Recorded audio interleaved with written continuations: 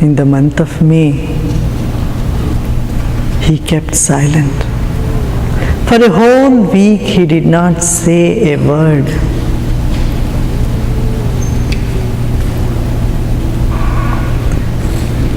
The mythology says that all the angels in the heaven got frightened. So once in a millennium, someone blossoms so fully like Buddha.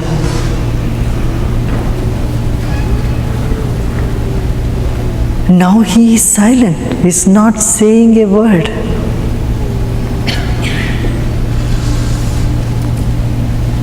It is said all the angels approached Buddha and asked him to say something. Please speak something.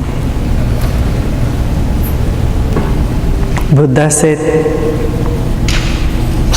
those who know, they know even without my saying. And those who do not know, they will not know by my words. Any description of light to a blind man is of no use. One who has not tasted the ambrosia of existence, of life, no point in talking to them about it. So I am silent.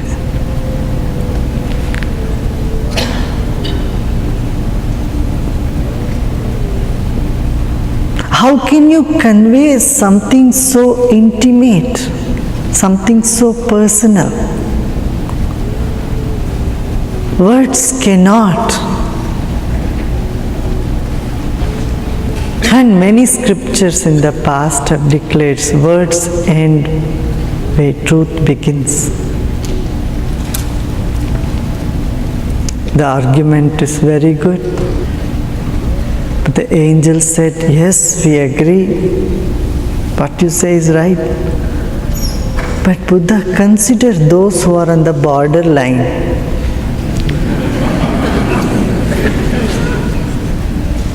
There are a few who are in between, who are neither fully enlightened nor totally ignorant. For them, a few words will give a push. For their sake, you speak something, say something. And every word of yours will create that silence. For the purpose of words are to create silence. If words create more noise, then they have not reached their goal.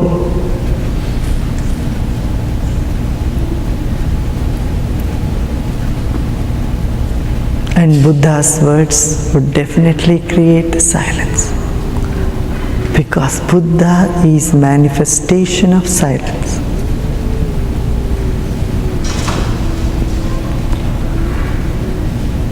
Silence is the source of life and is the cure for diseases. You might have noticed when people are angry, they keep silent. Either they shout a lot and after shouting they become silent. Or when you are sad, you say, leave me alone. You keep a long face and keep silent. You can easily make out whether someone is in the right mind or not. They're very silent, then you know there's something wrong. If you are sad, you go and become silent.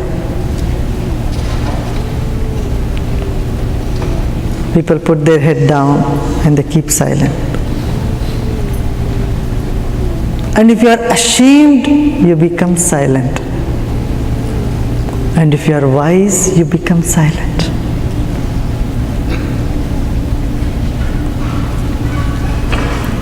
And when you are confronted with ignorance and useless questions, you become silent.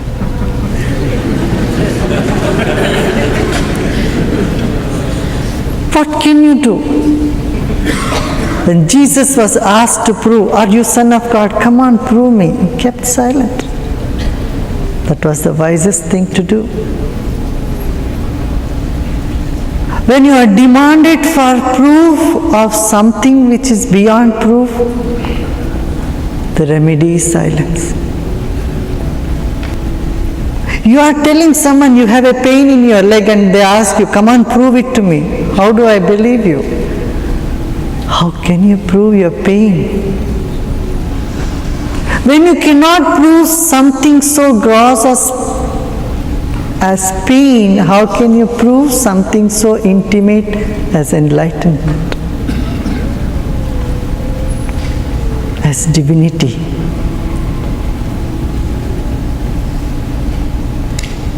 Wise becomes silent.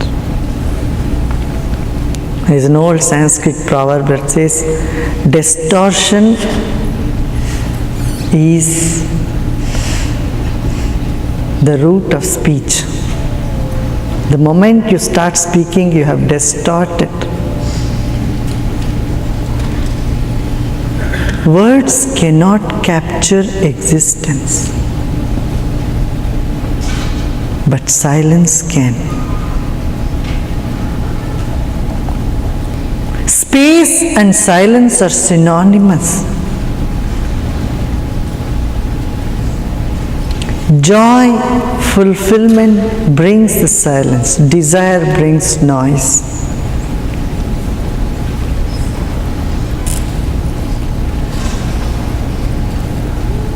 Silence is the cure, because in silence you come back to the source, and that creates joy.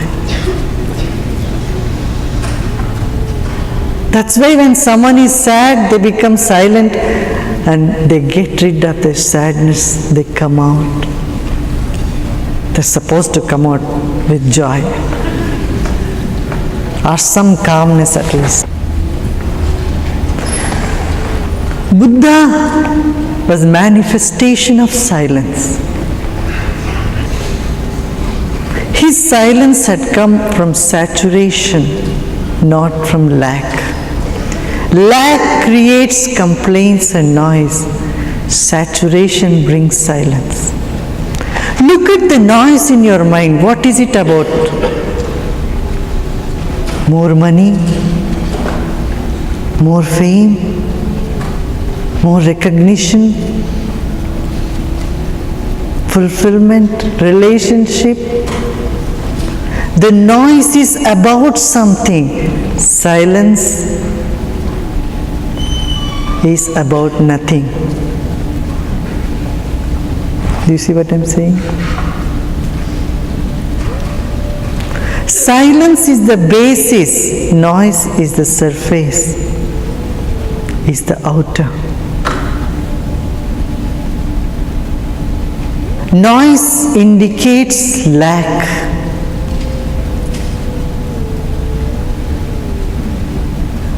Need, want. Buddha's life was not of lack, need, or want. From the very beginning, he lived a very saturated life.